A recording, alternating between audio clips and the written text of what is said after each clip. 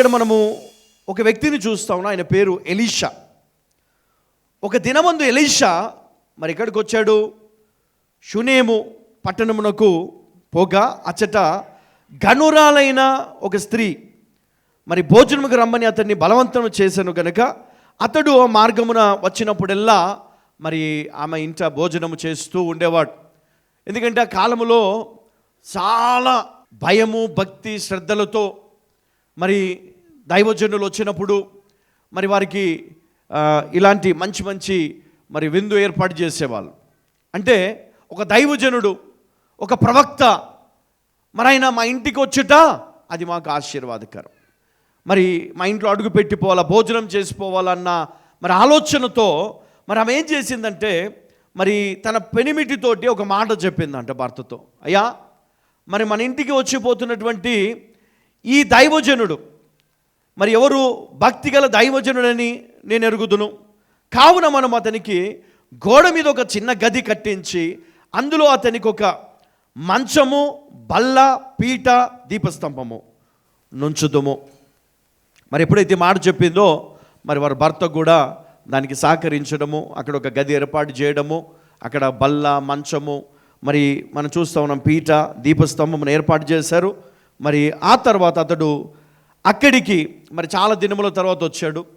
మరి వచ్చినప్పుడు వారు చెప్పారు, అయ్యా ఇదిగో నీకోసం మరి ఒక మంచి గదిని మేము నీకోసం కట్టించాము. నువ్వు వచ్చినప్పుడల్లా ఈ గదిలో ఉండి మరి నువ్వు ప్రార్థన చేసుకుంటావా, మరి పడుకుంటావా, భోజనం చేస్తావా, అన్నిటికీ నీకు మరి ఈ యొక్క గది ఉంది. కాబట్టి తప్పకుండా నీవు ఈ గదిని ఉపయోగించుకోవాలని చెప్పినప్పుడు నిజంగా మరి ఆయన అక్కడికి వచ్చినప్పుడల్లా అక్కడ ఉండేవాడు. ఒకరోజు మరి తనతో పాటు ఉన్నటువంటి మరి ఎవరండి అయినా గెహాజీని మరి పిలిచి అతన్ని అడిగాడు, మరి ఈమె మరి ఏం కోరుకుంటుంది, అసలు ఎందుకు మనకి ఇవన్నీ చేస్తూ ఉంది, ఏం కావాలి ఈమెకి? ఒకవేళ నేను రాజుగారితో ఏమైనా మాట్లాడాలా, ఏదైనా ఈమెకి సహాయం చేయాలా, లేకపోతే ఇంకేదైనా ఉంటే చెప్పమని అడుగుతాడు అనమాట. అప్పుడు ఆమె కబురు పెట్టినప్పుడు ఆమె వస్తుంది అక్కడికి. ఆమెను అడిగాడు, మరి అడుగుమన్నాడు ఈయనతో. అడిగినప్పుడు మరి ఆమె చెప్పింది నాకు ఏం అవసరం లేదు అన్నప్పుడు ఈయన ఒక మాట చెప్పాడు. ఏం చెప్పాడంటే ఆమె పిల్లలు లేక, కుమారులు లేక బాధపడుతూ ఉంది. మరి తన పెనిమిటి ముసలివాడైనందున మరి చూడండి ఇక్కడ ఈమె తన భర్త ఇద్దరు కలిసి ఒక ప్రవక్త, ఒక దైవజనుడు వచ్చినప్పుడు వాళ్ళు ఇచ్చినటువంటి ఆతిథ్యంతో పాటు వాళ్ళు ఏమి ఇచ్చారంటే ఆశ్రయమును కలగజేశారు.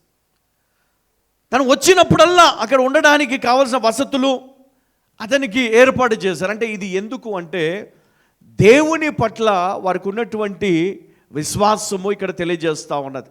విశ్వాసులను దేవుడు ఏం చేస్తాడంట? కాపాడుతాడంట. మరి వీరు ఆ విశ్వాసాన్ని, అంటే ఆ విశ్వాసులని ఇక్కడ తెలుస్తూ ఉంది.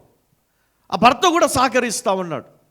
మరి నిజంగా ఇది చాలా గొప్ప మరి విశ్వాసమని మరి అతను గమనించాడు ఎలీషా గమనించి మరి ఏం చేశాడు అంటే ఆమెతో ఈ మాట చెప్తా ఉన్నాడు. ఏమని?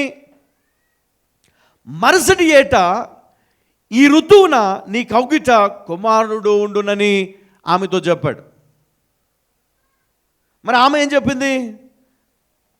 ఆమె ఆ మాట విని, దైవజనుడవైన నా ఏలినవాడా, అలాగూ పలకవద్దు, నీ దాసులనైనా నాతో అబద్ధం ఆడవద్దు. అంటే ఏమన్నా నమ్మిందా? అంటే అది అసాధ్యం కదా, అది అసాధ్యము. అంటే ఆమెకు తెలుసు. కానీ ఇక్కడ ఈ దైవజనుడు ఎలా చెప్తా ఉన్నాడంటే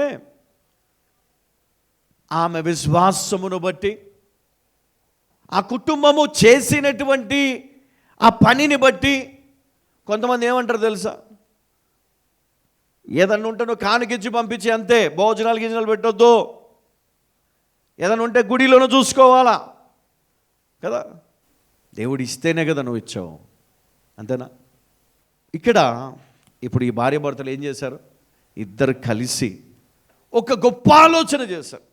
నిజంగా ఎవరైనా తన సొంత డబ్బులతోటి ఒక ఇల్లు కట్టి ఒక దైవజనుని కోసం, అయ్యా నువ్వు వచ్చినప్పుడు ఇందులో ఉండు, నీకోసం బెడ్ ఏర్పాటు చేసినాము, ఫుడ్ ఏర్పాటు చేసినాం, అన్నీ ఉన్నాయి, ప్రార్థన చేసుకోవడానికి ఇదిగో దీపస్తంభం అన్నీ కూడా ఏర్పాటు చేసినాం. ఎవరైనా చెప్తారా? ఇప్పుడు ఉన్నారు అట్లాంటి వాళ్ళు? కానీ అలాంటి విశ్వాసము ఏం చేసిందంటే మరుసటి ఏట ఏం జరిగిందంట, పిమ్మట ఆ స్త్రీ గర్భవతి అయి మరుసటి ఏట ఎలీషా తనతో చెప్పిన కాలమున కుమారుని కనెను. ఇది అబద్ధం అంటారా? ఇది ఒట్టిగా రాశారు ఇక్కడ. ఎంతమంది నిజం అంటారు? చేతుల పైకి ఎత్తండి. అంటే మనము ఏమి కోల్పోయినాం ఈరోజు అంటే ఇలాంటి భక్తిని, విశ్వాసాన్ని కోల్పోయి. అందుకనే మనము నిజమైన విశ్వాసులము కాదు అని నేను అంటాను చాలామందిని. కొంతమంది ఉన్నారు, మిగతా వారి విషయం ఏంటంటే ఆలోచన చేస్తాం. మనం అలాంటి ఆలోచన మనకు ఉండకూడదు. దేవుని విషయంలో నేను చేసేది దేవుని కోసం, నిలబడేది దేవుని కోసం. ఆయన దైవజనుడు. హల్లెలూయా, హల్లెలూయా. అంటే ఇప్పుడు ఏంటి, నేను దేవుని యందు విశ్వాసము కలిగినటువంటి వ్యక్తిగా నేనేం కోరుకుంటున్నాను, దేవుని కోసం నేను పని చేయాలి. ఒక దైవజనుడు మన జీవితంలో ఉన్నాడు అంటే అది మనకు ఆశీర్వాదం.